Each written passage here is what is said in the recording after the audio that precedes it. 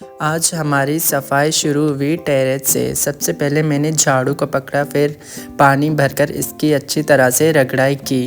अच्छी तरह से धुलाई कर कर लश-पश चमका दिया। बाजी भी देखकर हैरान हो गई। अब बारी आती है कमरों की। सबसे पहले तो मैंने इस कमरे में आया। इन अमीरों के भी अलग चौचले होते हैं, सबके अलग अलग रूम्स होते हैं। हम तो सफाई कर कर कर थक जाते हैं, थक कर हार जाते हैं।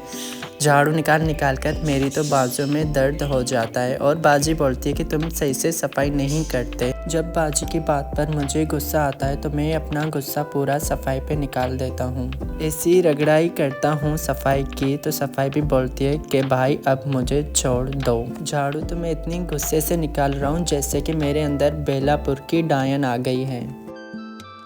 इन अमीरों के भी अलग चौचले होते हैं। इतने बड़े कमरे में भी सिर्फ एक आदमी सोता है और हम गरीबों के घर में तो एक ही कमरा होता है जिसमें भी नानी दादी का पूरा खानदान आ टपकता है, जैसे कि खाला, ताई, चाची, मामी। लेकिन जब पुप्पो आती है तो पूरे कमरे में हो जाता है भंड। और हमारे घर में तो एक ही पंखा होता है, वो भी पुप्पो की आवाज़ सुनकर हवा देना बंद कर देता है।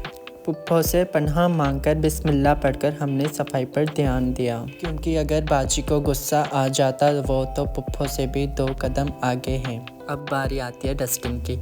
डस्टिंग कर कर कर मेरे तो हाथों की लकीरें ही मिट गई है। मुझे तो लगता है कि मेरी सारी ज़िंदगी सफाई में ही गुजर जाएगी। सारी बातें एक तरफ, फर्श तो मैं ऐसा चमकाऊंगा कि बाजी अपनी शक्ल शीशे में देखने के बजाय फर्श में देखेगी। लो जी, पहले काम कम था कि अब बाजी का लाडला आ गया काम बढ़ाने। मैंने सोचा अभी बाजी घर पर नहीं है तो मैं जल्दी काम निपटा लूं, लेकिन बाजी अपने पीछे इसको छोड़कर जाती है। ये हम पर नज़र रखता है।